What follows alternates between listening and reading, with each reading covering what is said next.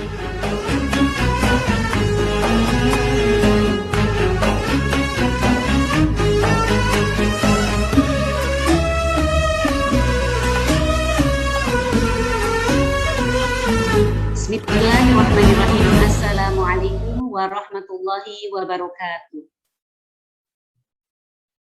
Alhamdulillahi alamin. Assalatu wassalamu ala rasulillah.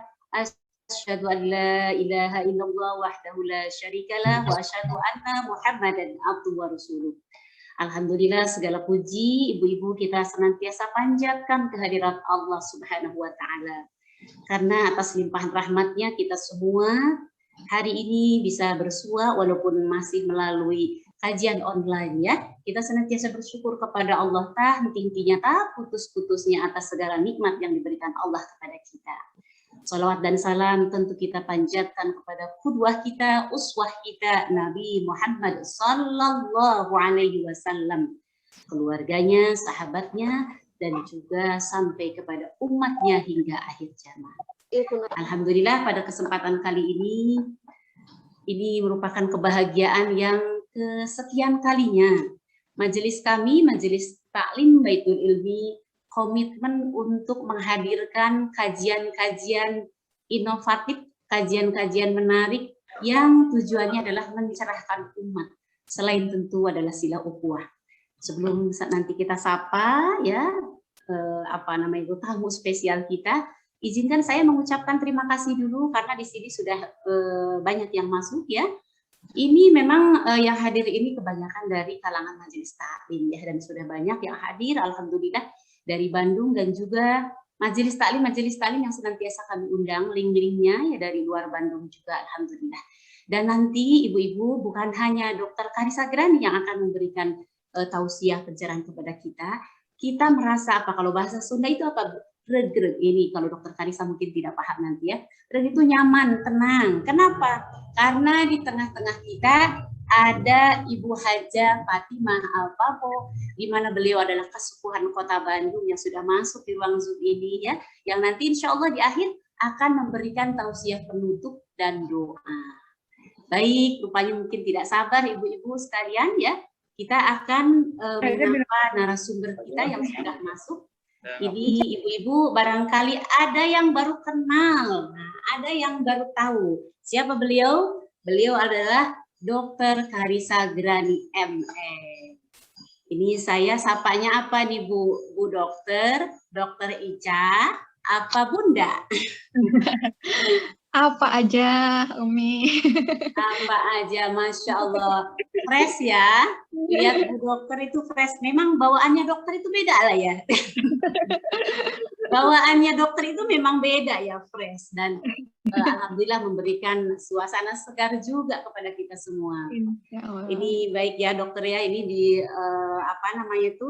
kalau yang konfirmasi hadir memang sebetulnya banyak di atas 200 ya. Tapi mungkin ada yang lupa atau apa ya, tapi alhamdulillah sebetulnya sudah mewakili. Ada beberapa majelis taklim juga yang tadi melakukan nobar ya, bukan nobar tadi apa, kabar kajian bareng pakai infokus ya di masjid masing-masing. Ini Dr. Karissa Grani yang saya kebetulan memang sering nonton di YouTube. Barangkali ibu-ibu belum, atau mungkin saya aja yang suka nonton di YouTube. Saya sudah tonton berkali-kali video-video beliau. Dan Masya Allah ya, saya jujur terus terang sekali ya, melihat tayangan-tayangan Dr. Karissa, saya merasa malu sebetulnya. Kenapa? Beliau ini latar belakangnya luar biasa. Kalau mendengar dokter ya ibu-ibu, tentu yang terbayang oleh kita dalam benak kita itu dokter itu identik dengan cerdas ya. Dan memang ternyata Dr. Karissa ini memang cerdas dengan latar belakang pendidikan yang kalau boleh saya katakan semua ada di level jenjang pendidikan tempatnya yang favorit lah seperti itu. Dan kemudian luar biasanya beliau karena ternyata latar belakang beliau dari masa kecil sampai dewasa ini yang nanti mungkin akan dijelaskan juga oleh Bu Dokter Ica ya. Begitu mendapatkan pendidikan yang terbaik. Beliau adalah seorang yang religius ya, tentu religius di agama sebelumnya karena kita nanti kan akan bahas ya Bu ya. Inspirasi dan motivasi beliau dari pengalaman hidup beliau. Nah, Bu Dokter, mah enggak nih, saya persilahkan Bu Dokter untuk memperkenalkan diri. agar apa ini ibu-ibu tambah semangat nih ya. Kita kedatangan dokter yang spesial ya di hadapan kita, dokter yang cerdas memang. Pasti dokter itu cerdas, tapi lebih-lebih lagi dokter Karissa ya. Dokter kita lebih-lebih lagi. Mangga Bu Dokter silahkan. Jazakallah khairan Umi. Ya, Assalamualaikum warahmatullahi wabarakatuh. Waalaikumsalam. Alhamdulillah ya. Ada senangnya juga ya dari Zoom jadinya bisa lebih banyak ketemunya ya dari berbagai daerah, bahkan tadi sampai Banjarmasin ya. Alhamdulillah pernah juga 1 tahun saya di Banjarmasin, dokter PTT di Barito Kuala gitu. Alhamdulillah. Siapa tadi ini Banjarmasin ya. Alhamdulillah gitu. Kalau boleh kenalan, tadi betul seperti di kami latar belakang saya sebelumnya memang non Muslim gitu, sudah punya anak 3 gitu, tapi memang berhubung tadi ya untuk demi dapat ridho Allah nih akhirnya tidak bisa melanjutkan rumah tangga dengan mantan suami yang masih non Muslim gitu. Sekarang sedang fokus belajar Islam gitu. Mudah-mudahan hari ini ketemu saudara-saudara salihah di tempat ini, ketemu Umi, ketemu semuanya, bisa apa ya saling menguatkan gitu ya. Nanti nggak cuma kita silaturahim di sini, tapi nanti bisa cari-carian lagi, insya Allah di surganya Allah. Amin, amin ya robbal alamin. Mungkin itu dulu Umi perkenalan. Ini Dok. Jadi kalau yang saya lihat dan sebetulnya saya pernah 3 kali ikut Zoom-nya, ikut acaranya.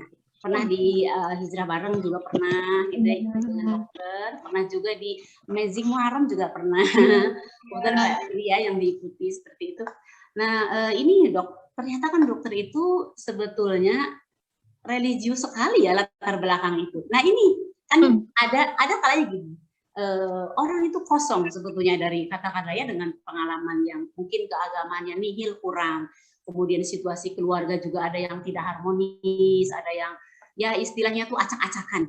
Nah biasanya orang seperti ini yang sedang galau, yang kemudian merasa kosong jiwanya, ini banyak kemudian yang bertemu alhamdulillah dengan hidayah. Nah ini masalahnya dokter ini justru adalah dokter yang sangat religius, karena dari kecil pun gitu lingkungannya itu adalah lingkungan keagamaan yang sangat kental. Bahkan kalau boleh mungkin dibandingkan dengan ibu-ibu sekalian yang ada di sini ya, yang walaupun agama kita agama Islam, boleh jadi kita apa ya istilahnya itu tidak terlalu religius zaman dulu itu nih. Nah tapi dokter ini berangkat dari latar belakang yang religius, tiba-tiba kemudian dokter tertarik untuk masuk Islam. Nah ini bagaimana ceritanya Dok? Iya, Masya Allah. Ya itu mungkin yang dulu nggak ngerti ya, orang nyebut hidayah itu apa, nah baru tahu rasanya inilah hidayah dari Allah gitu ya. Yang saya juga berusaha bendung nggak bisa Umi gitu. Jadi dan mungkin masih banyak orang-orang seperti saya yang mungkin sudah lihat keindahan Islam, terpesona dengan Islam, tapi memang belum ada apa ya keberanian memutuskan gitu ya untuk akhirnya kembali ke fitrah sebagai Islam gitu. Betul kalau tadi dibilang sebenarnya lingkungan saya dari kecil gitu ya udah ada. Kalau di kita mungkin namanya TPA gitu ya, itu aktif di TPA, iya ikut. Nanti berangkat remaja, itu juga kalau sekarang tuh apa sih kalau remaja masjid tuh gitu, itu mungkin kayak gitu ya. Kemudian waktu akhirnya juga ketemu gitu dengan waktu itu calon suami juga di tempat ibadah gitu ya. Bukan begitu ya Dok ya. Gitu. Jadi sebetulnya bertemunya juga di dalam ibadah ya. Sama Dok, saya juga sama ketemunya di lingkungan masjid ya. Tapi kalau dokter bukan di masjid ya. Iya gitu. Ya Allah. Nah kemudian ya gitu terus ternyata perjalanan waktu ya mungkin ini ya disebutnya kalau apa namanya sebenarnya kan fitrah kita sebagai manusia adalah selalu berusaha mencari kebenaran gitu. Jadi waktu dari dulu pun sering bertanya-tanya di hati, gimana kita yakin kalau yang saya anut ini sudah benar gitu? Gimana kalau ternyata ujungnya tuh salah gitu selalu kan? Ada pertanyaan seperti itu. Kalau ada dari dulu masih agak kecil, remaja seingat saya selalu ada, sampai sudah nikah pun itu kadang diskusi yang saya tanyakan dengan mantan suami itu gitu. Jadi sudah ada pertanyaan itu, tapi lebih ke tadi ya, lebih untuk mencari kebenaran gitu. Mungkin kalau ada orang yang berpikir mungkin karena kecewa lah dengan kondisi rumah tangga atau sebagainya gitu, kalau mau kayak gitu namanya rumah tangga selalu ada masalah sebenarnya gitu kan. Tapi sebenarnya kita selalu berusaha untuk mempertahankan gitu. Sampai akhirnya kalau sudah soal akidah itu memang demi dapat ridha Allah gitu, ketika saya tahu, tadinya saya nggak tahu gitu, saya pikir bisa jalan sama-sama gitu, toh banyak gitu rumah tangga yang saya tahu memang beda agama gitu, tapi ternyata setelah balik lagi ke dalam Al-Quran itu ternyata nggak bisa gitu ya, dan ya udah akhirnya saya pikir saya juga dikatakan kok kamu nggak apa ya kayak menomorsekiankan keluarga, menomorsekiankan suami dan anak-anak gitu ya demi Islam, dibilang gitu. Tapi saya bukan memilih Islam, saya memilih Allah gitu. Jadi Allah itu dibandingkan dengan keluarga itu kan masih makhluk ya. Jadi waktu itu saya berpikirnya ya saya memilih Allah gitu. Allah kan di atas makhluk gitu. Dan kalau saya memilih Allah yang maha segala-galanya, sekalipun saya harus kehilangan semuanya, tadinya saya berpikir udah akan sebatang kara lah kalau saya ambil keputusan ini, kan banyak ceritanya mualaf tuh dibuang keluarganya lah, dipisahin dari anaknya mungkin kalau udah menikah. Nah itu saya udah ikhlas lah, ya udah gitu kan, saya punya Allah, sudah lebih dari cukup kalau saya punya Allah, karena Allah bisa, masa sih Allah nggak sanggup mengembalikan gitu ya, yang nanti kan hilang gitu. Saya waktu itu berpikir itu aja gitu, belum mikir jauh-jauh. Walaupun setiap ditanya mau ngapain abis ini, mau ngapain, itu tuh selalu nggak tahu. Saya jawab nggak tahu. Jadi gelap banget waktu saat itu. Tapi masya Allah betul kalau Allah bilang Allah nggak akan membebani seseorang melebihi kesanggupannya. Itulah yang Allah kasih buat saya gitu. Mungkin saya pikir tadi saya kuat lah ya, saya sebatang kara gitu, tapi mungkin Allah paling tahu anak ini mah nggak mungkin kuat gitu. Jadi masih akhirnya Allah kasih kemudahan. Alhamdulillah sekarang sudah kondusif sama mantan suami, keluarga mantan suami, sama keluarga orang tua, sama anak-anak, semua adik-adik gitu. Alhamdulillah gitu. Ya. Masya Allah, luar biasa. Ibu-ibu ini, ibu-ibu simak dengan baik bagaimana ternyata kalau saya simpulkan, orang yang punya latar belakang religius, kemudian kalau tadi boleh dibilang sebetulnya satu frekuensi ya dengan suami itu kan awalnya. Mencari bertemu jodohnya pun di tempat yang sama, dalam frekuensi yang sama, kemudian menikah juga. Sebetulnya tidak ada masalah ya dok ya. Tapi begitulah ketika Allah berkehendak untuk menurunkan hidayahnya, memberikan taufiknya. Dan mungkin ini adalah jawaban dari, katakanlah, rasa galau, rasa tanda tanya ke dokter Ica ya. Ini benar apa tidak? Nah ini memang disampaikan kemudian oleh Allah, pada akhirnya kemudian dokter menemukan hidayah ini semua. Dan bukan jaminan juga ya ketika kemudian seseorang itu sudah tadi ya kuat, sudah merasa nyaman, tapi ternyata memang kehendak Allah lah yang kemudian terjadi. Nah ini yang menarik ini, katanya kan dokter ini masuk Islam baru kemarin ya, tahun 2020 ya. Nah, ya, dan yang menariknya ini ada kaitannya dengan masalah pandemi. Kebetulan ini kita ibu-ibu ini udah pada kesel dok. Kita tuh udah kesel di rumah terus. Termasuk majelis taklim Baitul Ilmi ini apa namanya tuh ya, di rumah ya, maksudnya kajian online ini sudah hampir berarti mau setahun ya dok ya. Belum pernah bersua, belum pernah berkumpul. Nah justru dokter mendapatkan jalan hidayah itu di masa pandemi. Nah ini bagaimana bisa berbagi mungkin kepada ibu-ibu sekalian yang hadir di sini ya, sekaligus juga buat kita semua ibu-ibu rahimakumullah. Setiap apa yang kemudian disampaikan oleh Dokter Karissa barangkali ini akan memperkuat sekaligus juga nyentuh kita lah supaya kita juga banyak muhasabah dengan keislaman kita. Bagaimana dok ceritanya nih awal mulanya bertemu dengan Islam di masa pandemi? Iya, jadi sebenarnya kalau boleh jujur, dalam tadi pencarian kebenaran saya itu, saya mempelajari kitab yang lain juga Umi sebelum Islam. Islam tuh benar-benar pilihan terakhir lah gitu ya. Gitu. Jadi karena suami saya itu dulu teologi ya, belajar teologi, nah itu ada kitab-kitab lain termasuk ada Islamologi, ada Al-Qur'an di rak buku tuh biasa gitu, nggak apa-apa gitu. Dan saya bilang saya lagi baca kitab yang ini yang lain lagi itu juga suami saya tahu gitu waktu itu ya. Dan memang belum Al-Qur'an yang saya buka gitu. Jadi Waktu itu saya ingat betul, waktu itu awal Maret, saya sedang rapat Umi di Balai Kota. Nah, itu ada untuk ke tempat rapatnya itu lewatin Masjid Fathahillah namanya. Nah, di situ saya nggak sengaja ketemu muslimah memakai niqab. Nah, dulu biasanya saya ngelihat perempuan pakai niqab tuh kayak ngapain sih pakai gitu ya, lebay banget gitu ya. Terus apa namanya, apa kan bermeter-meter bajunya, terus abis itu nggak mau salaman, emang orang naksir cuman salaman doang, saya kira tuh gitu Umi. Mohon maaf. Nah terus akhirnya di hari itu tuh kayak Allah tuh bukakan gitu ya mata rohani saya, berarti ya itu saya lihatnya, loh tapi sekarang kok kita dibuat kayak mereka ya, gitu, dipaksa tanda kutip ya, kemana-mana harus pakai masker, gitu kan, seperti orang pakai niqab, terus nggak boleh salaman, gitu kan, baik yang bukan mahram, bahkan yang perempuan juga kita jadi nggak bisa salaman dulu, gitu kan. Kemudian juga jaga wudhu kan dengan rajin cuci tangan, seperti itu. Saya lihat ada teman-teman juga yang jaga wudhu, nggak mau sholat pun, habis buang air kan juga wudhu, gitu ya. Jadi waktu itu saya mulai tertarik, tapi untuk melihat manfaatnya secara kesehatan. Jadi waktu zaman corona itu juga ada penelitiannya bilang kalau virus itu sebenarnya nggak langsung masuk ke dalam tubuh kita, tapi kan ada misalnya di hidung kita seperti ini ya, 3-4 jam baru bisa masuk ke tubuh. Saya renung-renungkan itu kok sama kayak jam sholatnya orang Islam gitu ya, subuh, terus subuh ke zuhur kan, tapi lebih dari 3-4 jam. Enggak, ternyata ada sholat duha gitu ya.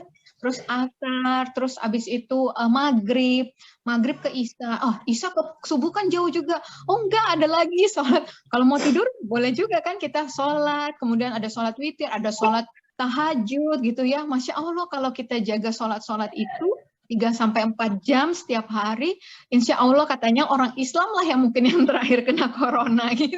Karena ya tadi ya, itu saya sampai gitu. Terus saya mencari juga apa sih manfaat gerakan sholat tuh, ada ruku, ada sujud, seperti itu ya.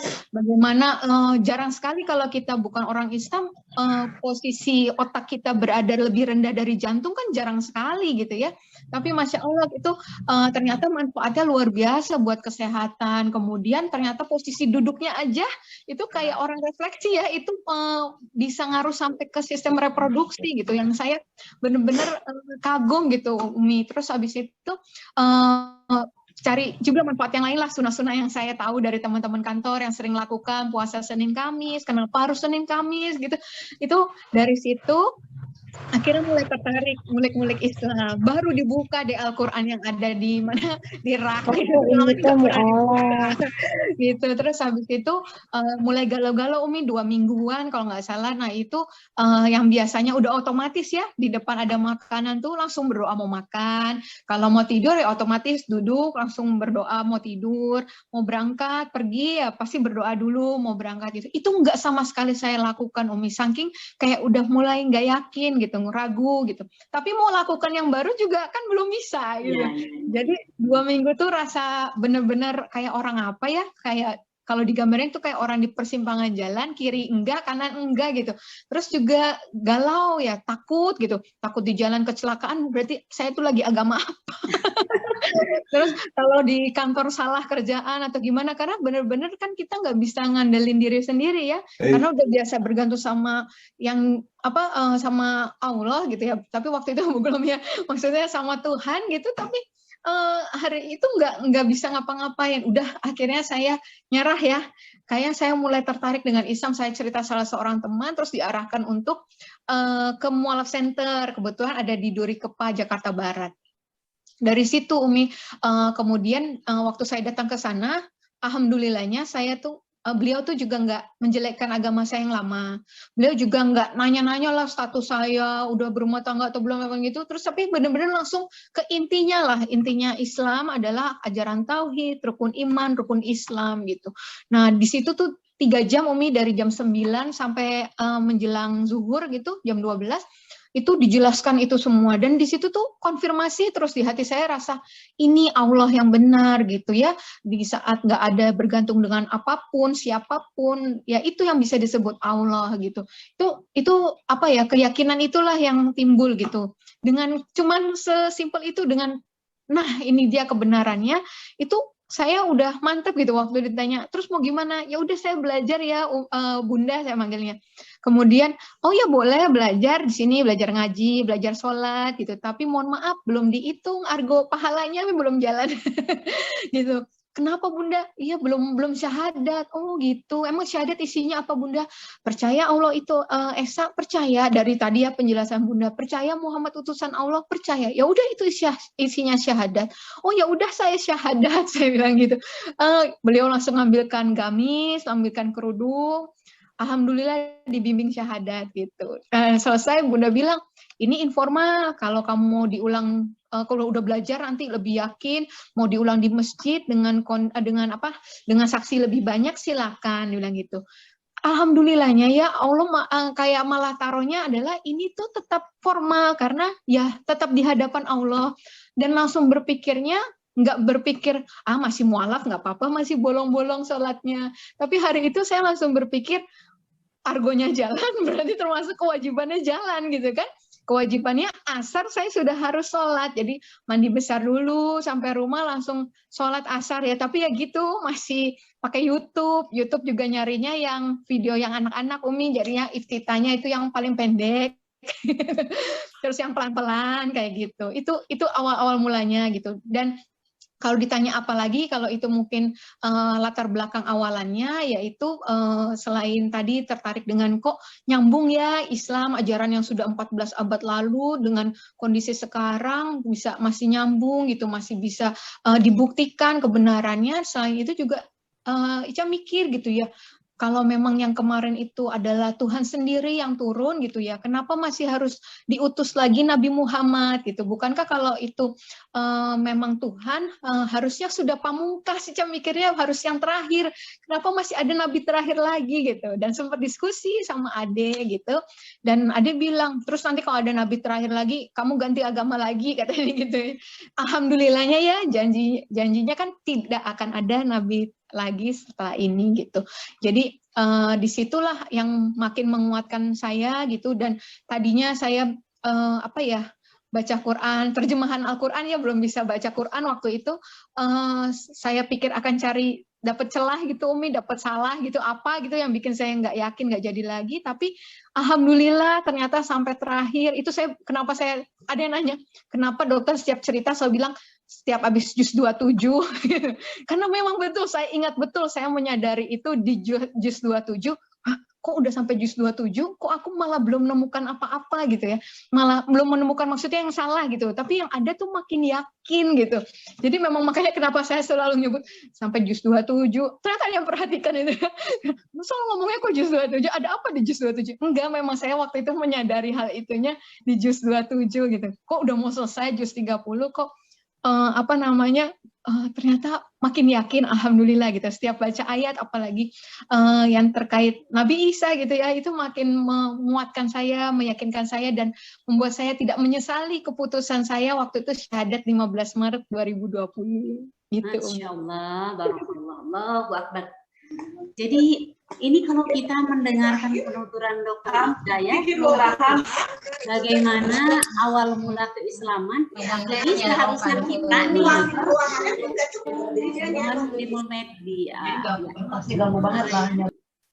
dimatikan yang lain ya.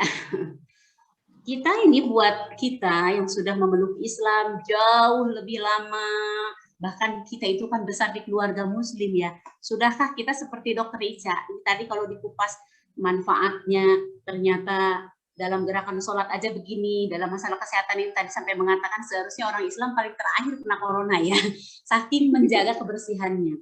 Walaupun demikian tentu akidah nomor 1 dan demikian pula membuktikan kepada kita bahwa di mana ada syariat, di situ pasti ada maslahat. Jadi kita sholat, ternyata Allah itu sudah menjadikan syariat sholat itu dengan segala keunggulannya, dengan segala manfaatnya, dengan segala hal yang membuat kita maslahat. Dan itu kemudian kita perintahkan sholat. Walaupun kita sholat tidak boleh karena melihat adanya asas manfaat ya. Tidak boleh kita melakukan satu amal karena ada manfaat. Kita sami'na wa ata'na saja terhadap perintah dan larangan Allah. Adapun kemudian di sana ada maslahat, ada manfaat, ada kebaikan, itulah barokahnya syariat, itulah kemaslahatan dalam syariat. Ini menarik sekali, Dok, ya. Kita sebagai orang Islam nih, kami yang sudah lama memeluk Islam, bisa jadi apa istilahnya tuh ya, percepatannya itu tidak seperti Dokter Ica.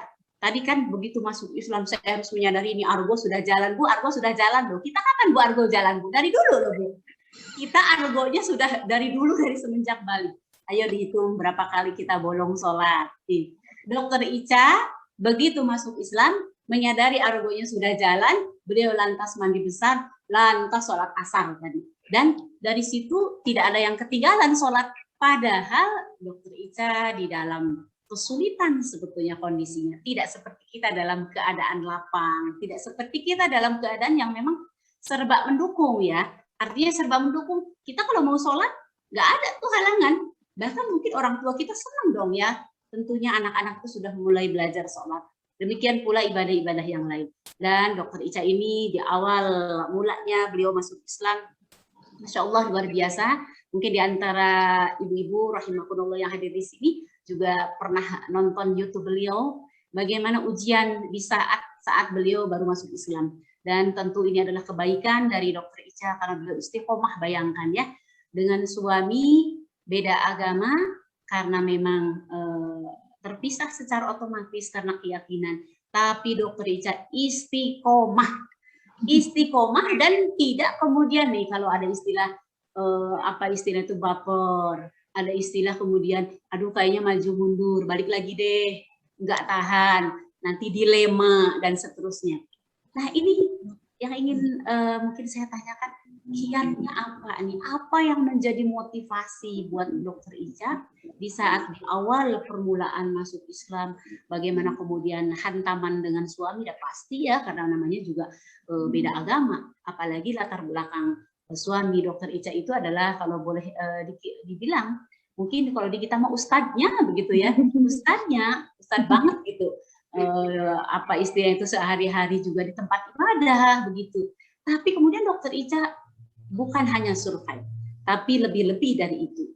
Beliau berusaha untuk senantiasa meraih amal terbaik. Nah, istiqomah. Ini nih yang ingin kita dapatin hikmahnya, karena orang Islam kita ini kebanyakan, termasuk saya juga, kita tuh kadang-kadang merasa enak, udahlah cukuplah berislam ke segini, cukuplah kita sudah biasa sholat, yang penting gak ketinggalan. Ini kayaknya tuh mau nambah-nambah amalan itu, ini harus dicubit-cubit, harus dimotivasi.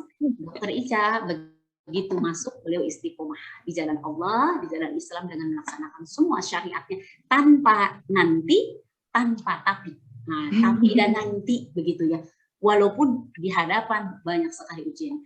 Apa dokter kiat-kiatnya yang jadi motivasi? Barangkali bisa berbagi nih kepada kami ya, dan sekaligus juga motivasi buat kami semua. Ya, insya Allah. Ini Umi, jadi sebenarnya apa ya, untuk kita manusia itu memang sebenarnya lebih gampang lalainya daripada istiqomahnya gitu. Jadi yang pertama itu memang minta sama Allah sih. Pertama itu Ica minta, ya Allah tolong rahmati aku dengan istiqomah gitu, karena kan memang yang dihitung itu nanti terakhirnya hidup kita ya Umi ya. Jadi mau sekarang kayak gini, sebenarnya kalau Ica dibilang kayak gimana-gimana, biasa aja sebenarnya yang Ica lakukan itu ya udah kewajibannya orang muslim sebenarnya gitu. Dan Ica mikirnya ini baru di awal gitu, perjuangannya masih panjang di depan gitu ya. Jadi ya memang bekalnya harus cukup, harus banyak gitu. Jadi apa kalau dibilang apa aja sebenarnya sempet ada Umi, ada yang paling galau tuh namanya ibu-ibu ya, ketika ya tadi gitu selama ini mempertahankan rumah tangga kok ya harus dilepaskan gitu kan, terus anak-anak nanti gimana segala macam. Itu kalau misalnya Ica blank gitu ya, itu udah yang masuk tuh semua bisikan setan Umi. Jadinya Ica lawannya tuh cuma dengan zikir gitu. Jadi bener-bener yang nggak lepas yang nolong Ica tuh zikir, kalau bisa dibilang zikrullah. Jadi ingat Allah gitu ya. Jadi ketika Ica berzikir justru dibalik gitu ya, enggak, kamu justru bisa menjadi, bukan tadinya kayak Ica dibilang kamu yang merusak kebahagiaan anak-anak, kamu yang apa ya, bikin malu orang tua ya semua gitu, keluarga besar gitu ya.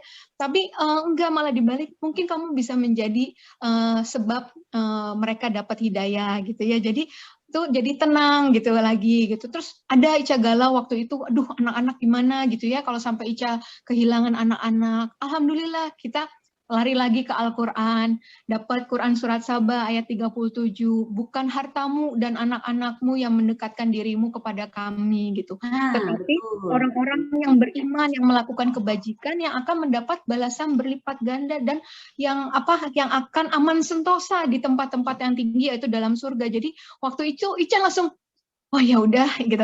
Apa namanya? Ica percaya gitu ya. Ini kan hati-hatinya keluarga Ica itu yang punyanya pemilik hati, punyanya Allah gitu. Jadi Ica deketnya sama pemilik hatinya aja gitu kan. Nanti terserah nanti Allah mau gimana gitu. Ica nggak tahu juga di depan anak Ica akan gimana, di tengah-tengah orang tua Ica akan gimana, tapi Ica cuma berdoa minta tolong terakhirnya, ya Allah wafatkan mereka dalam keadaan Islam, dilapangkan dadanya untuk kembali ke fitrah gitu ya. Itu waktu itu Ica kayak gitu. Terus kalau dibilang kiat-kiatnya apa untuk istiqomah tadi, husnuzon billah, selalu prasangka baik sama Allah gitu. Karena tadi Allah melakukan semuanya sesuai prasangka hambanya, dibilang gitu kan. Jadi Ica waktu itu mau kayak gimana, Ica bener-bener nggak tahu harus gimana. Yang Ica tahu Allah maha segala-galanya, maha mengembalikan, maha apapun lah. Jadi waktu itu ya udah, ada masalah apapun larinya ke Allah dulu gitu. Waktu itu Ica lagi di pesantren, tiba-tiba anak Ica demam berdarah gitu kan. Aduh, anaknya 3, kalau 1 demam berdarah, yang 2 gimana gitu. Sempet bingung di jalan tuh sambil nangis gitu, dengar anaknya tolong pulang sekarang, anak panas gini. Tuh terus gimana, belah badannya cuma sendirian ngurus anak gitu kan. Tapi Masya Allah, ternyata Allah kasih 3-tiganya sakit demam berdarah, jadi nggak usah pisah. Nah, tadinya dikira itu tetap dibalik itu tetap bersyukur gitu ya, ternyata 3, tapi ya jadinya bisa ngumpul. Kalau berpisah saya nggak kebayang karena semuanya masih bergantung kan. Kemudian saya harusnya PNS tuh dapat jatah kamar kelas 1, Masya Allah kelas 1-nya penuh. Bukan diturunin malah dinaikin ke VVIP. Itu kalau kita minta tolongnya sama Allah, malah lebih dari yang kita minta seringnya. Itu yang saya alamin. Innamal usri yusra tuh benar-benar saya rasain banget gitu ya. Jadi waktu itu seperti itu. Terus kalau dibilang gimana lagi waktu itu supaya bisa istiqomah, waktu itu Ica udah mikirnya, Ica udah buang waktu 36 tahun itu gitu kan dengan sia-sia, dan waktu hidup kita nggak ada yang tahu gitu. Belum tentu Ica bisa panjang umur juga gitu. Jadi siapa tahu, kadang Ica juga nggak mikir sampai mati dulu deh misalnya ya, kayak sekedar kalau misalnya ngaji gitu, misalnya Ica nunda-nunda atau gimana, Ica pikir nanti kalau tiba-tiba mata Ica ada kenapa-napa gitu ya, pas lagi praktek gitu, misalnya mata Ica kelilipan apa gitu, terus nggak bisa lihat lagi, gimana nggak bisa baca Al-Quran gitu kan, terus misalnya tiba-tiba kita suara Ica pecah gitu kan, terus putus, nggak bisa ngomong lagi, Ica nggak bisa lagi ngaji gitu kan, gimana gitu. Jadi Ica selalu berpikir kayak gitu sih, belum sampai mungkin kalau orang susah ya berpikir ingat mati gitu ya, ingat apa, enggak lah masih muda ini, mungkin mikirnya gitu ya. Tapi Ica nggak mikir sampai mati dulu deh, nggak usah mati dulu, dikasih yang cuman mata nggak bisa lihat aja, atau apa suara hilang gitu aja, kita juga udah nggak enak gitu. Jadi waktu itu Ica berusaha untuk nggak nunda-nunda sih, apa-apa nggak nunda gitu. Karena makin ditunda biasanya kita makin bablas dengan kesibukan, dan mindsetnya harus diubah. Kalau sebenarnya urusan dunia itulah sampingan kita, yang utama kita adalah akhirat. Jadi hidupnya Ica udah dari jam sholat ke jam sholat selanjutnya. Di tengah-tengahnya ya Ica isi dengan bekerja, diisi sampingan dengan praktek misalnya. Tapi yang utama ya sholat-sholat itu, yang ngaji-ngaji itu gitu. Jadinya nggak berat. Kalaupun ada masalah di kantor, kalaupun ada masalah dengan yang hal-hal lain, tenang aja, itu kan sampingan gitu ya. Jadinya itu mungkin nih kalau bisa ya, bagi sedikit tipsnya Umi. Ya, ini ibu-ibu kita malu ya sama dokter Ica ya. Ini aduh, manajemen waktunya sampai tujuan yang ingin dicapai. Nah ya tadi yang terutama tidak ada tapi, tidak ada nanti, dan selalu berpikir terkait dengan istiqomah. Harus istiqomah nih, kita malu nih, alhamdulillah sudah dapat suntikan yang sangat tajam dari Dokter Ica. Mudah-mudahan ini termasuk kepada kepada saya pribadi, Dokter Ica ya, karena kita itu merasa tenang, orang lain belum biasa kok, pengajian kita banyak diikutin gitu kan ya, tenang, berkerudung alhamdulillah, ngaji segala macam. Tapi ternyata Masya Allah, tadi banyak zikir, banyak kembalinya kepada sang pemilik ya. Kita berdoa ibu-ibu kepada Allah itu supaya kita dikuatkan, diistiqomahkan. Allahumma sabit qalbi ala dinik. Nah, begitu ya. Allahumma sabit qalbi ala dinik. Ya Allah, tetapkanlah hatiku ini, istiqomahkan hatiku ini ala dinik, atas agamamu. Memang betul harus senantiasa memohon kepada Allah karena kita tidak bisa tanpa pertolongannya. Baik ibu-ibu rahimakumullah, semua yang ada hadir di majelis Zoom yang diberkahi ini, sebelum dilanjutkan, ini ada tayangan mengenal Baitul Ilmi. Kepada tim Mulmed, silahkan untuk memutar tayangan Baitul Ilmi. Nah, ini adalah majelis taklim kami. Ya.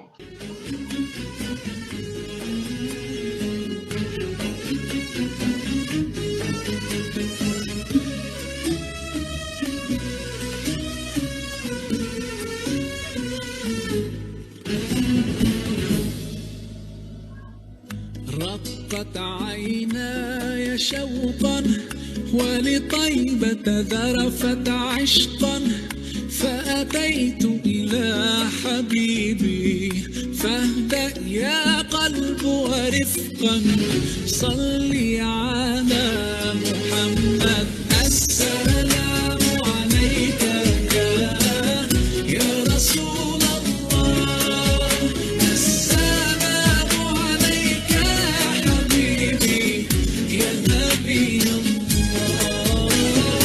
السلام عليك يا رسول الله السلام عليك يا حبيبي يا نبي الله يا رسول الله.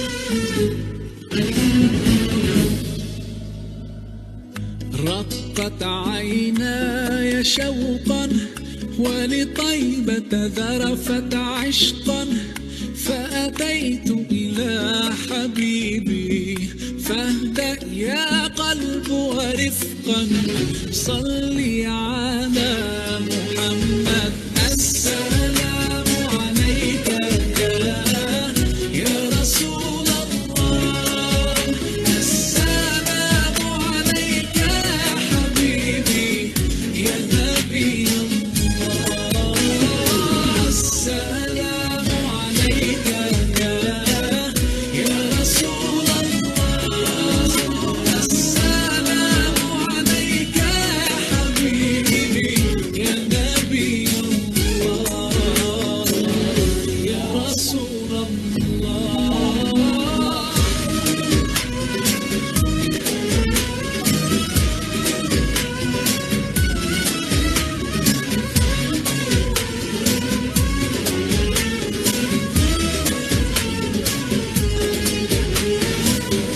قلب بالحق تعلق وبغار حراء تألق يبكي يسأل خالقه فأتاه الوحي فأشرق اقرأ اقرأ يا محمد السلام عليك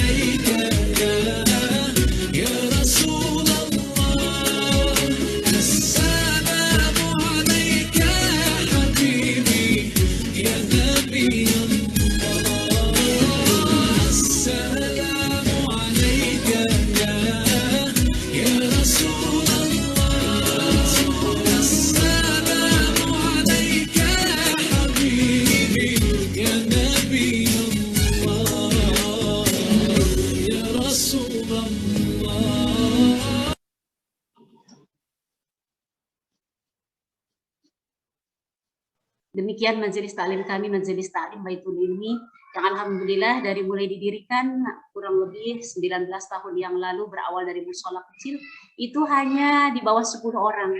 Tapi ternyata terus berkembang, dan di masa pandemi ini juga semakin banyak, alhamdulillah. Mohon doa dari jamaah yang hadir di kajian room Zoom ini. Kami mungkin kalau offline, ruangan yang sekarang saya tempati ini di ruangan aula rumah saya di atas, sudah tidak akan menampung lagi jamaah. Doakan semoga Allah memberikan rizki dan jamaah Baitul Ilmi bisa menempati tempat yang lebih layak, karena ketika kita ngaji ini sampai gang-gang kamar itu diisi juga, sampai ke teras-teras penuh semua. Masya Allah ya, mudah-mudahan nanti ada ridho dari Allah kita memiliki majelis taklim, sekaligus juga bisa silah ukhuwah dengan majelis taklim yang lain yang selama ini juga sudah terbangun dengan baik.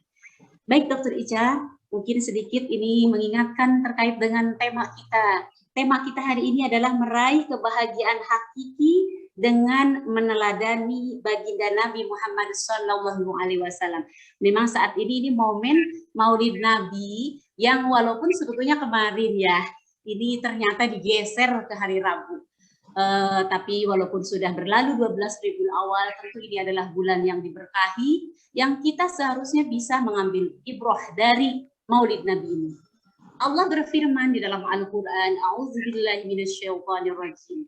Laqad kana lakum fi Rasulillahi uswatun hasanah liman kana yarjullaha wal yawmil akhir wa dzakarallaha katsiran. Telah ada suri teladan itu pada diri Rasulullah SAW. Jadi teladan kita itu ibu-ibu rahimakumullah, idola kita yang wajib kita teladani itu bukan, maaf nih, public figure, bintang film, apalagi itu artis-artis yang sekarang begitu marak sekalinya, atau siapapun. Tapi kita sudah dipilihkan Allah. Kalau kita mau selamat dunia dan akhirat, maka baginda Nabi Muhammad SAW lah teladan kita dalam seluruh aspek. Ini catat baik-baik ya, dalam seluruh aspek. Artinya yang kita lakukan, yang kita amalkan itu adalah seluruh syariat. Tidak hanya yang kita ikutin, hanyalah sholatnya saja, zakatnya saja, puasanya saja, tapi seluruhnya. Nah, bagaimana kita memahami syariat? Tentu salah satunya itu adalah kita banyak mengaji. Kalau kita hanya duduk di rumah, ya tidak produktif, tidak mau dengerin ceramah di YouTube, tidak mau datang ke majelis taklim, tidak mau membaca buku, tidak mau mendengar kajian-kajian, bagaimana mungkin ya ilmu-ilmu itu datang memenuhi benak-benak kita dengan sendirinya? Tidak mungkin. Maka dicarilah, karena kita menginginkan jalan selamat. Di dalam hadis ya, Rasulullah pernah bersabda, dan ini merupakan wasiat Rasulullah SAW kepada kita. Kata Rasulullah apa? Taraktu fikum. Aku tinggalkan fikum, di tengah-tengah kalian, untuk kalian itu. Apa yang ditinggalkan oleh Rasulullah? Amroni, dua perkara, dua hal, dua macam ya. Lan tadillu, yang kalian itu lan tadillu, menggunakan kata lam dengan itu selamanya, berarti maknanya itu selamanya lan tadillu, kalian itu tidak akan pernah tersesat, kata Rasulullah. Jadi menggunakan kata lam tadillu, kalian itu tidak pernah akan tersesat. Kenapa? Karena selama kalian itu istiqomah, berpegang teguh bihima, dengan keduanya. Apa yang amroni tadi, yang dua macam itu, kata Rasulullah, dia adalah kitab Allah, yaitu Al-Quran, wa sunnata Rasulillah, dan sunnah Rasulullah. Jadi sebetulnya Masya Allah luar biasa ya, Rasulullah sudah wafat. Kalau tadi di awal kita disuguhi lagu Bimbo ya ibu-ibu, dalam lagu Bimbo itu kan dikatakan berabad jarak, kan begitu, berabad jarak, betul. Kita sudah lebih dari 1400 tahun berpisah dengan Rasulullah, dan secara zohir kita tidak mungkin bersua dengan Rasulullah SAW. Tapi Allah melalui lisan Rasulullah ternyata telah berucap, ditinggalkannya dua perkara yang sangat berharga, warisan yang sangat berharga ini, yaitu Al-Quran dan Sunnah, yang apabila kita berpegang teguh kepadanya tidak akan pernah tersesat. Nah, ini ada pertanyaan, mungkin ini terakhir saja ya Dokter Ica ya. Ini kan momen Maulid nih. Ya. Kalau saya melihat IG-nya Bu Dokter ini luar biasa, bikin saya malu. Itu isinya itu, ibu-ibu, Dokter Ica itu isinya IG-nya itu semua tulisan. Apapun ketika beliau dapat ilmu, beliau tulis, share. Saya juga jadi nyari-nyari dari situ ya. Ternyata beliau itu rajin sekali. Nah, padahal beliau baru berislam kemarin ya. Baru berislam kemarin. Nah, kita mah kayaknya kalau ngaji di BI juga jarang pada nulis ya. Turun dari tangga, semua kabur juga itu. Banyaknya kabur juga. Tapi Dokter Ica ditulis. Terus kemudian di-share, itu jadi amal kebaikan. Nah, ini yang ingin mungkin Umi tanyakan, saya tanyakan tuh begini. Sejauh sekarang sepanjang berislam, katakanlah ya ini sudah setahun lebih, tentunya sudah banyak sekali referensi yang dibaca, termasuk juga sosok baginda Nabi Muhammad SAW. Nah, dalam momen kali ini, momen Maulid Nabi ini, kira-kira kalau menurut Bu Dokter, apa nih yang paling kemudian harus digarisbawahi dari sosok Rasulullah ini, kaitannya mungkin dengan keislaman kita, terutama ya, dari keislaman kita. Setelah mungkin kan kalau sebelumnya tidak mengenal sosok Nabi Muhammad itu seintens sekarang. Kalau sekarang bukan hanya mengenal, tapi dipelajari, dihayati, diamalkan. Kalau dulu kan mungkin kenalnya, Nabi Muhammad itu nabinya umat Islam, kan mungkin begitu ya. Kalau sekarang, Masya Allah, luar biasa. Kira-kira Bu Dokter gimana nih, mengenal sejauh mana, mengenal sosok baginda Nabi, keteladanan ini seperti apa yang ingin dibagikan kepada ibu-ibu sekalian di sini. Sekaligus juga ini adalah pesan dari Dokter Ica kepada kita semua ya. Ini kaitannya dengan momen Maulid Nabi. Silakan Bu Dokter. Iya, makasih Umi. Jadi Ica dulu tuh heran gitu ya, kenapa umat Islam tuh begitu menjunjung tinggi Nabi Muhammad gitu ya.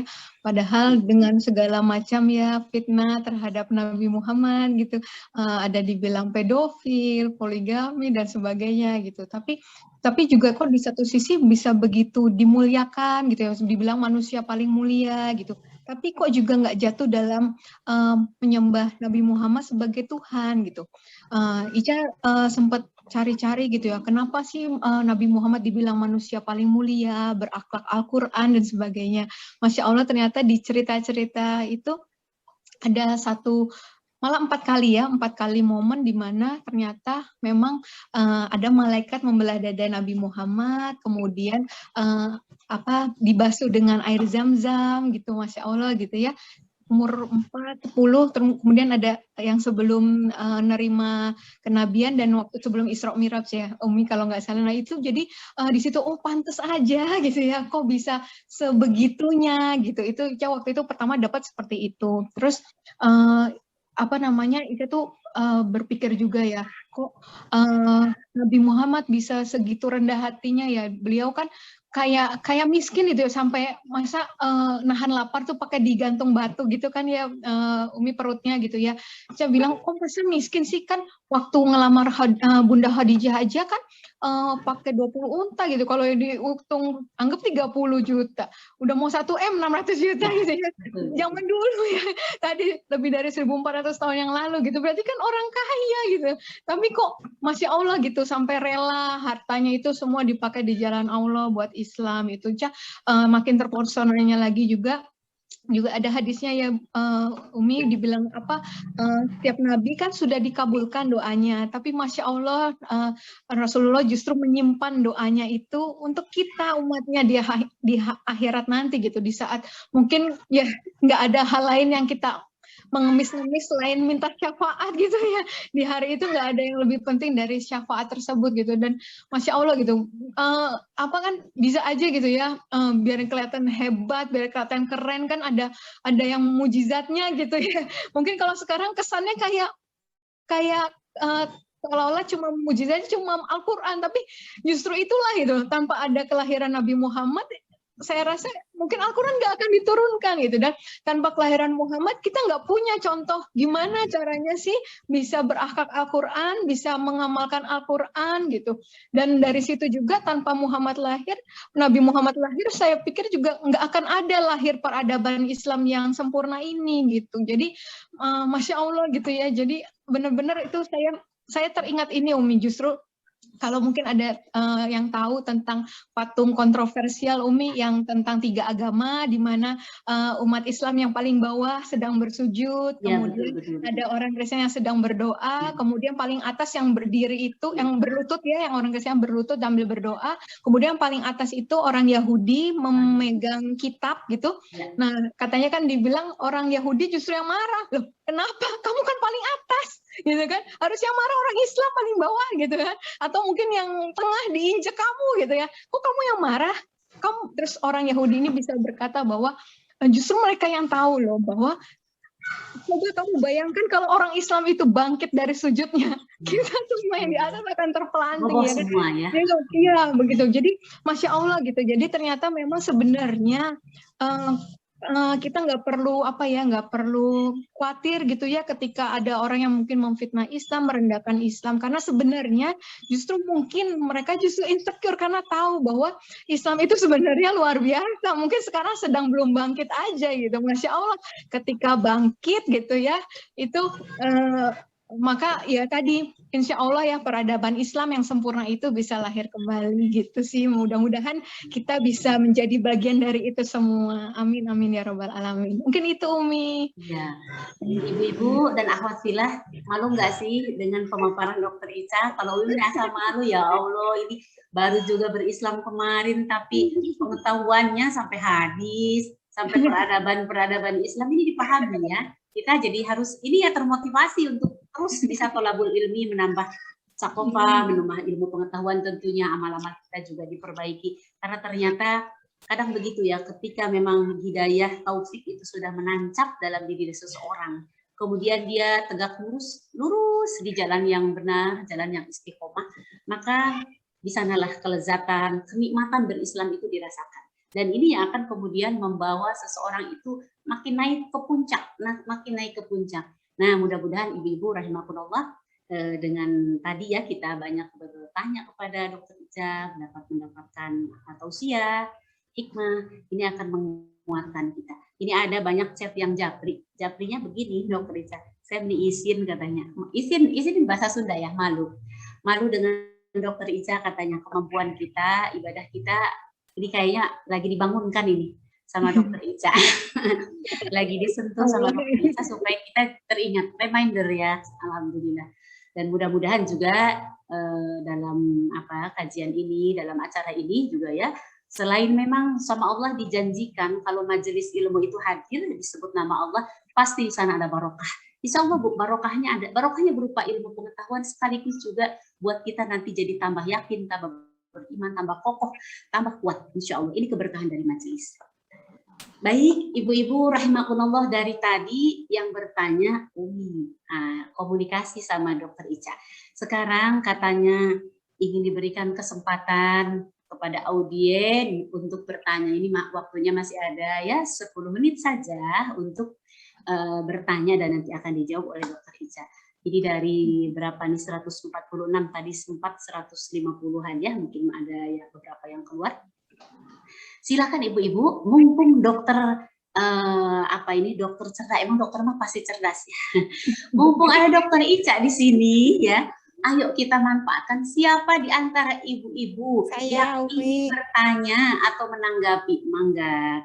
Nanti saya kalau sudah nggak ada majelis Zoom-nya nggak bisa bertanya lagi.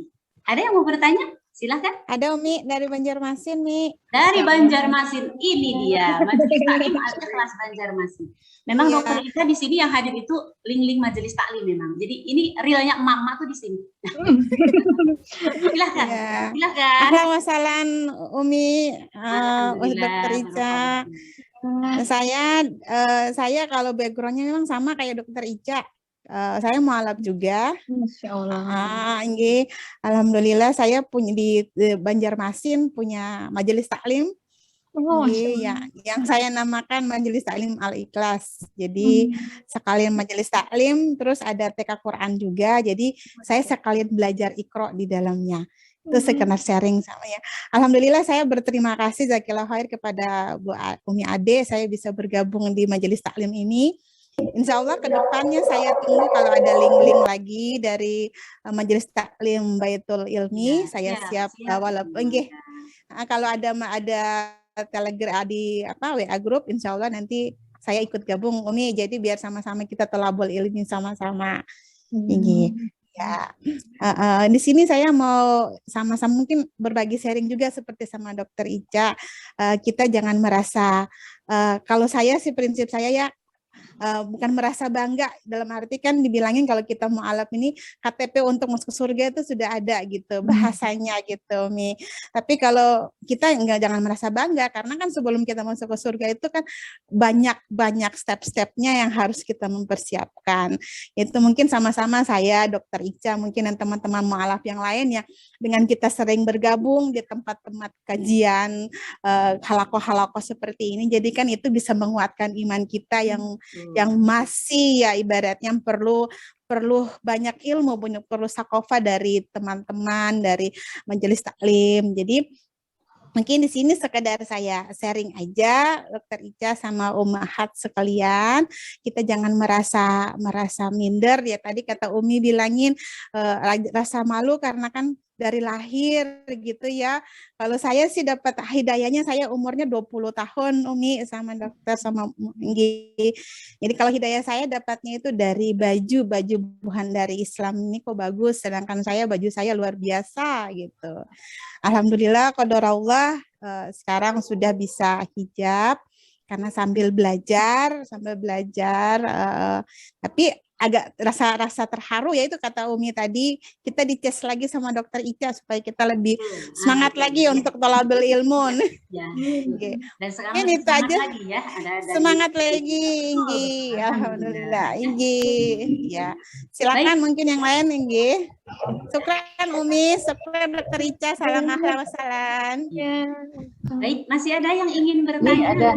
Ada yang dari Sarijadi nih Umi. Oh iya, enggak, silakan. Dari Sarijadi Umi aja udahnya enggak, silakan. Ya, assalamualaikum warahmatullahi wabarakatuh. Waalaikumsalam. Mbak Ica, ini para jamaah pada nanya. Ini lagi noba apa? Putri-putrinya gimana? Apa masuk Islam juga katanya? Iya. Ini Dokter Ica ini kebetulan nontonnya bareng, jadi Masya Allah ini jamaah saya juga suka misi dulu ya di Masjid Al-Islah ini.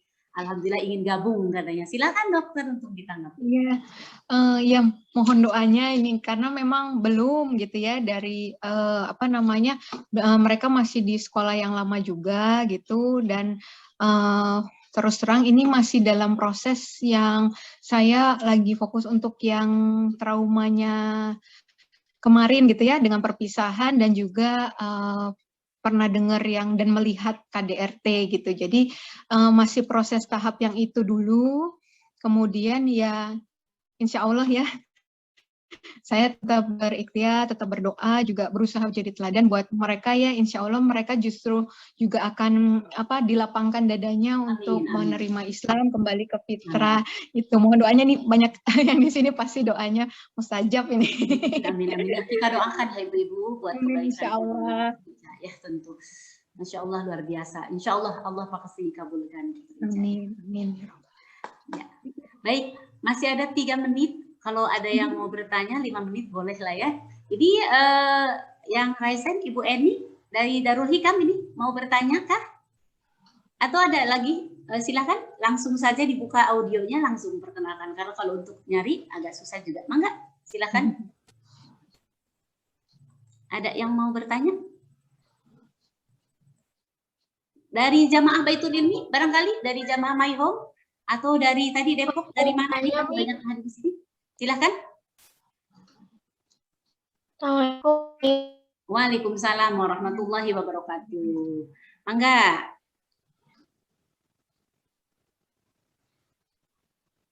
Iya. Umi mau tanya ke Dokter Karisa. Ya.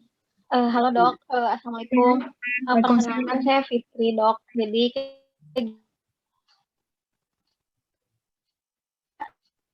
saya konselor. Di bulan ini saya diamanahi usia 16 tahun yang menyatakan diri ingin keluar dari Islam. Nah, waktu itu saya pernah dapat klien juga dok yang mau keluar dari Islam sih. Dia hanya ikut-ikutan saja temannya gitu.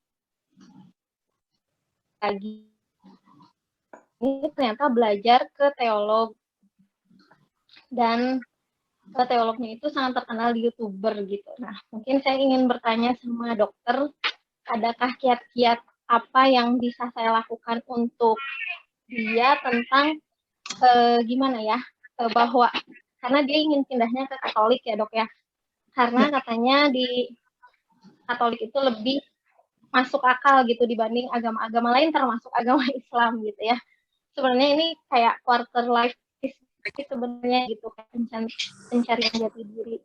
Nah, mungkin dokter ada apa ya, tips atau saran-saran untuk saya gitu ketika gimana untuk apa ya, menguatkan lagi dia untuk tetap di Islam gitu dok. Gitu. Ya, makasih pertanyaannya. Makasih dokter. Ya, sama-sama.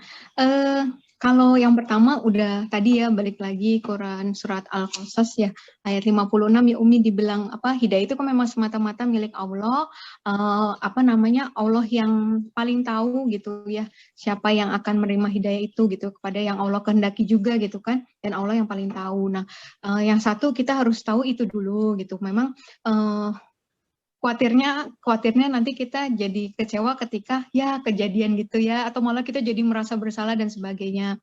Pertama itu dulu, tapi memang kalau misalnya mau dicoba untuk memberi pencerahan lah gitu ya ke mereka, dan memang tadi ya prinsipnya itu saya sih mikirnya kalau di Islam itu bedanya adalah kita tidak ada paksaan dalam memeluk Islam gitu ya, nggak ada Islamisasi gitu.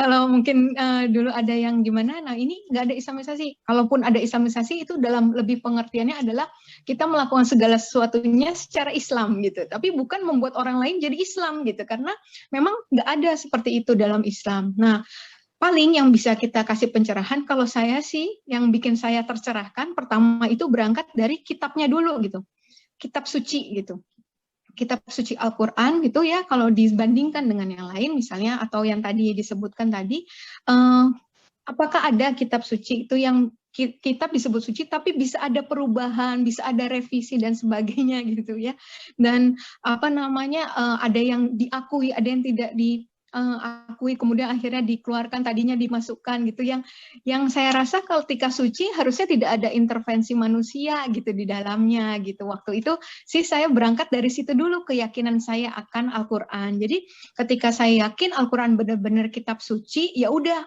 apapun isi yang ada di dalam Al-Quran itu saya jadi yakin gitu ya. Kemudian masuk ke dalam isinya Al-Quran, kalau bisa dibuka itu Quran surat Al-Maidah ayat 116, itu kan waktu itu Allah berfirman gitu ya, Allah bertanya kepada Nabi Isa, wahai Isa putra Maryam, apakah engkau yang mengatakan kepada orang-orang untuk menyembah kamu dan ibumu gitu sebagai dua Tuhan selain Allah gitu ya.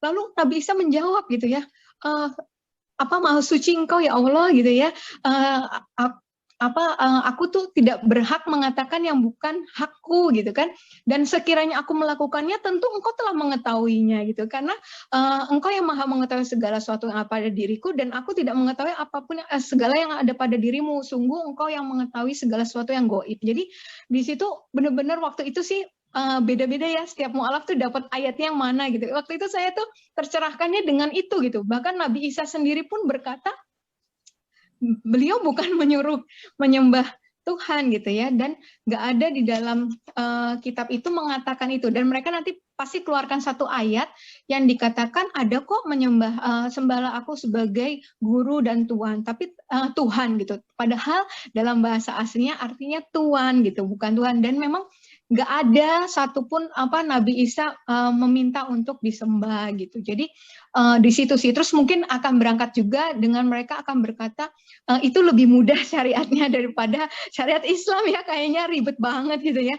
Tapi Masya Allah di Quran juga dikatakan bukan sesungguhnya aku tidak hendak menyulitkan kamu gitu ya, tapi justru ingin menyempurnakan nikmatmu supaya kamu bersyukur. Jadi sebenarnya Islam tuh udah enak banget kalau dijalannya tuh benar-benar dibilang Islam tuh selamat ya, iya gitu, karena ya udah semua apa mau minta pedoman tentang apa, ada di dalam Islam gitu, adabnya ada di dalam Islam. Jadi mungkin berangkat dari tadi ya, benar-benar mungkin tadi ya, insya Allah ya, kan ada ayatnya juga dibilang ya, barang siapa yang Allah kehendaki untuk menerima hidayah, Allah akan lapangkan dadanya. Tapi kalau Allah kehendaki untuk tersesat, dia akan dadanya merasa sempit dan sesak gitu, seperti orang yang mendaki ke langit. Kita mendaki gunung aja udah sesak, gimana mendaki ke langit gitu. Nah itu jadi ya itu kita berdoa minta supaya teman kita, saudara kita bisa dilapangkan dadanya untuk menerima Islam gitu. Dan tadi ya mudah-mudahan ya di akhir zaman ini semakin banyak orang yang berbondong-bondong masuk ke dalam agama Allah. Amin, Gitu. Allahumma amin. Ya, terima kasih. Amin. Ya. Baik, ibu-ibu rahimakumullah, kalau diteruskan memang pada akhirnya lama ya dokter ya. Maksudnya saking menariknya gitu. Ya betul, kita sangat menarik sekali. Memang waktu jualah ya yang membatasi kita. Mudah-mudahan nanti di lain kesempatan kita bisa kembali mengadakan acara ini, dan lebih-lebih kalau kami sih menginginkan offline. Jadi kalau offline itu bisa lebih banyak ada di majelis, mungkin di masjid ya. Kita berdoa semoga corona cepat berlalu dan kita bisa normal aktivitas kita ya, amin ya rabbal alamin. Ibu-ibu rahimakumullah, demikian sesi yang saya pandu, bagaimana tadi kita sudah menggali banyak hal, inspirasi, motivasi dari Dr. Karissa yang juga menjadi apa istilahnya itu muhasabah buat kita semua ya, agar kita berislam lebih baik, beramal lebih baik, dan tentu kita senantiasa memohon kepada Allah agar kita istiqomah. Sebelum saya serahkan kepada MC, izinkan saya menyapa ini yang sudah hadir. Tadi tidak tersapa, ternyata ada juga dari Majelis Taklim Jabar Rohmah ya, ada Ibu Nuke, ada juga tadi dari Majelis, ada juga dari Majalengka, ada juga dari Malang, ada Ustazah Nuri, juga Ustazah saya ini, Ustazah Bahasa Arab ada di sini juga ya. Alhamdulillah, ada juga dari Jawa Tengah, banyak sekali dari luar ya. Mudah-mudahan kita nanti akan mengadakan kajian yang lebih spesial lagi, yang tentu memberikan manfaat untuk umat. Nah, baik ibu-ibu, jangan kemana-mana. Setelah sesi ini, nanti ada tausiah singkat sekaligus penutup doa dari Ibu Hajah Fatimah Al-Falku. Beliau ini adalah kesepuhan Kota Bandung. Jadi kalau boleh dibilang, Cempet sudah ada, Cempet? Sudah. Alhamdulillah. Cempet ini adalah kesepuhan Kota Bandung. Beliau adalah ibunya para ustazah, para ustaz. Begitu ya, Cik ya? Ibunya Majelis Taklim, beliau sudah aral melintang puluhan tahun membina Majelis Taklim, dan beliau sekarang adalah ketua dari Majelis Taklim Hegarmana. Itu saja yang bisa saya sampaikan. Saya serahkan dulu kepada MC Ibu Ade. Mangga Bu Ade. Ya, alhamdulillah, jazakillah khair Umi. Insyaallah, alhamdulillahirabbil alamin ya. Banyak sekali ilmu yang kita dapat ya, dari baik dari Dr. Karissa maupun dari Ustazah Ummu Silmi. Masya Allah, ini menjadi motivasi bagi kita ya. Betul tadi dikatakan Umi, kita malu. Saya malu gitu ya mendengar perkataan Dr. Karissa. Masya Allah, baru masuk Islam tapi beliau Masya Allah istiqomah gitu ya. Nah ini mudah-mudahan menjadi motivasi bagi kita semua agar kita tetap istiqomah di jalan Allah. Tadi biar kita selamat dunia dan akhirat, kita menjadikan Rasulullah SAW menjadi tauladan dari semua aspek kehidupan itu ya. Jazakumullah khairan kasir kepada Dr. Karissa dan Ustazah Ummu Silmi yang telah memberikan banyak ilmu dan menjadi motivasi bagi kita semua ya. Baik ibu-ibu dan akhwati fillah rahimakumullah, kita akan memasuki ke acara berikutnya, yaitu ada nasihat penutup dan doa yang insya Allah akan dibawakan oleh Ibu Hajah Fatimah Al-Falku atau yang sering disebut Cempet ya. Beliau adalah Mubalighah Jawa Barat. Beliau adalah kesepuhan orang Bandung ya. Kesepuhannya orang Bandung beliau itu ya. Kemudian beliau juga ketua Majelis Taklim Hegarmana 10. Alhamdulillah beliau sudah hadir di tengah-tengah kita. Kepada Ibu Hajah Fatimah Al-Falku saya persilahkan. Masih ditanya Ibu Hajah. Ya. Itunya apa suaranya? Nah, ya.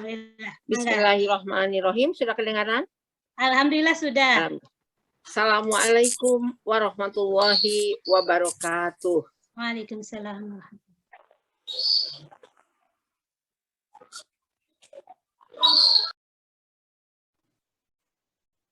Itu dibuka lagi, unmute lagi suaranya. Suaranya di-mute lagi, Bu Haja. Ya, Maha Suci Allah yang siang hari ini menghadirkan kita dalam rangka silaturahmi dan tolabul ilmi, dan sambil kita dalam hari ini mensyukuri nikmat dengan Maulid Nabi, juga alhamdulillah Baitul Ilmi menghadirkan seorang narasumber yang sangat indah, dan saya salut sekali. Saya bangga, alhamdulillah ada penerus-penerus yang begitu baru sebentar menjadi sahabat kita, tapi telah memasuki dan telah mempelajari Quran dan hadis. Dan itu adalah satu kebanggaan dari saya sebagai seorang tua. Nanti ada penerus generasi yang akan terus mengembangkan Islam, supaya nanti tambah besar, tambah mengerti, dan tambah nanti pengikut-pengikut, dan anak-anak akan menjadi tumbuh dengan remaja, dan insya Allah akan mendapatkan ilmu-ilmu Islam yang telah Dr. Ica pelajari. Alhamdulillah saya bisa bertemu dengan Dr. Ica. Dulu saya mengajar di FKG, dosen-dosen dokter gigi di Bandung, ya, di Unpad. Alhamdulillah sekarang ketemu Ustazah dokter gigi. Alhamdulillah. Umi, itu alhamdulillah datangnya para pendengar sekalipun daring, itu adalah berkah yang sangat besar dari Allah Subhanahu wa Ta'ala. Semoga nanti cita-cita Umi mempunyai bangunan yang bisa memasuki supaya fokus ke semuanya, tempat untuk mencari ilmu. Karena bagaimanapun juga tolabul ilmi itu sama dengan hijrahnya, bagaikan Rasul hijrah ke Madinah. Ini kita hijrah untuk memperdalam ilmu-ilmu Islam. Dan orang yang sedang mencari ilmu apabila wafat itu jihad, sayang. Itulah yang menjadi kebanggaan. Mudah-mudahan Baitul Ilmi ini mendapatkan rahmat dan barokah dari Allah. Amin, Dokter Ica amin. juga doa-doanya mudah-mudahan para putranya nanti dibukakan pintu hidayah oleh Allah, karena hanya Allah lah yang akan membuka hidayah, dan Allah memberikan hidayah kepada yang dikehendakinya. Hanya itu aja. Kenapa kita mensyukuri nikmat dengan sekarang lahirnya Nabi Muhammad? Tiap hari kita mengucapkan asyhadu alla ilaha illallah wa asyhadu anna Muhammadar Rasulullah 5 kali sehari. Karena kita bersaksi bahwa semua ajaran-ajaran Rasul patut kita teladani, cara-cara ibadah Rasul terus kita ikuti, dan apabila kita berpegang teguh kepada Quran dan Sunnah Rasul, selamatlah hidup kita dunia maupun akhirat. Itulah yang kenapa. Dan hari ini Baitul Ilmi mensyukuri nikmat dengan hadirnya Dokter Ica. Kalau saya sih udah kenal Dokter Ica. Kalau Dokter Ica kan ke Baitul Ilmi, semua pada kenal dan pada senang. Dan saya juga bangga dengan perjalanan Ibu Dokter Ica, yang harus kita jemaah-jemaah Baitul Ilmi ikuti. Jadi dia membaca, dia mempelajari, kemudian mengaktualisasikan dalam kehidupannya. Itulah yang namanya masuk Islam secara kapah, ya. Jadi tolong itu. Kemudian dalam mempelajari ilmu ini memang banyak ujian, banyak kendala untuk berbuat kebaikan itu. Banyak kendala, banyak ujian, banyak cobaan, tapi hadapi itu dengan sabar dan ikhlas. Insya Allah, kalau kita sabar dan ikhlas, apapun beratnya yang dihadapi dalam kehidupan, karena semua manusia itu diberikan masalah, masalahnya banyak dengan berbagai masalah, ada masalah ekonomi, ada masalah anak, masalah ujian segala macam dan sebagainya lah, masalah-masalah itu, tapi kita hadapi dengan sabar, tawakal, dan tetap kita berpegang kepada Quran dan Sunnah. Betul.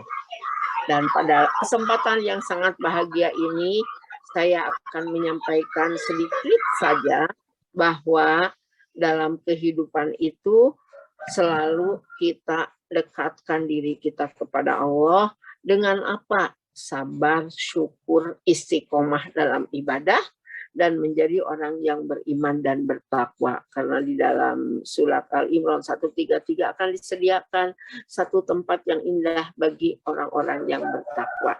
Itulah mudah-mudahan kita menjadi orang yang bertakwa dan orang yang beriman dan orang yang Islam.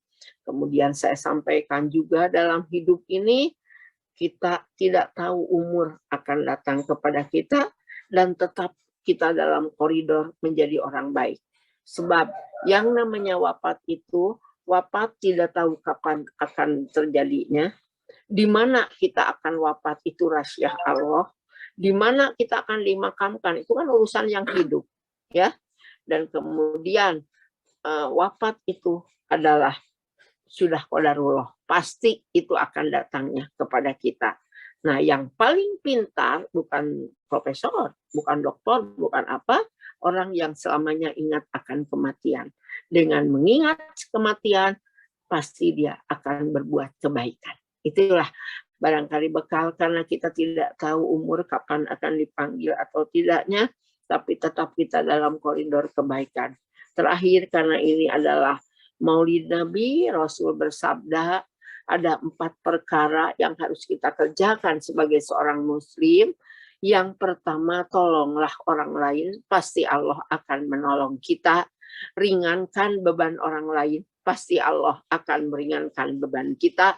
Sayangi orang lain, pasti Allah akan menyayangi orang kita. Dan maafkan selalu orang lain, pasti Allah akan memaafkan kita. Sedangkan kita manusia biasa yang tidak pernah luput dari salah dan hilaf. Billahi taufiq wal hidayah. Assalamualaikum warahmatullahi wabarakatuh. Marilah kita tutup dengan doa mulai dengan Ummul Quran Al-Fatihah. A'udzubillahi minasyaitonirrajim. Bismillahirrahmanirrahim. Alhamdulillahirabbil alamin arrahmanirrahim. Malik yom iyyaka na'budu wa iyyaka nasta'in ihdinas siratal mustaqim siratal ladzina an'amta 'alaihim ghairil maghdubi 'alaihim waladdallin amin. Rob, siang hari ini kami berkumpul dalam rangka thalabul ilmi dan silaturahmi. Cucurkanlah rahmat kepada kami ya Allah. Rahmat yang penuh berkah, ilman nafi'an, ilmu yang bermanfaat, dan sisa hidup kita adalah untuk beribadah kepada Allah dan untuk selalu taat kepada aturan dan peraturannya. Rob, mudahkan segala urusan-urusan kami, lancarkan usaha-usaha kami, kabulkan ya Allah doa dan permohonan kami. Rob, kami ketitipan anak mantu dan cucu kami, sehatkan mereka, solehkan mereka, berikanlah rezeki yang berkah kepada mereka, dan menjadi orang nanti yang taat kepada agama Allah. Ya Allah, ya Rabbana, ampuni dosa kedua orang tua kami, baik yang masih hidup maupun yang telah tiada. Berikanlah taufik dan hidayah kepada kedua orang tua kami, dan tempatkan apabila mereka sudah dipanggil oleh Allah, digolongkan menjadi ahli surga. Ya Allah, ya Rabbana, kami berkumpul ini, semoga Allah segera menyelesaikan corona ini supaya kita bisa berkumpul, pengajian, bersilaturahmi lagi, menimba ilmu dan menambah ilmu untuk kehidupan dan bekal kita kelak di dunia dan di akhirat. Ya Allah, ya Rabbana, suatu saat pasti kita akan dipanggil Allah, wafatkan kami dalam keadaan iman, Islam, serta husnul khatimah. Rabbana taqabbal minna innaka antas samiul alim wa tub alaina innaka antat tawwabur rahim. Rabbana atina fid dunya hasanah wa fil akhirati hasanah wa qina adzabannar. Subhana rabbika rabbil izzati amma yasifun wa salamun alal mursalin walhamdulillahi rabbil alamin.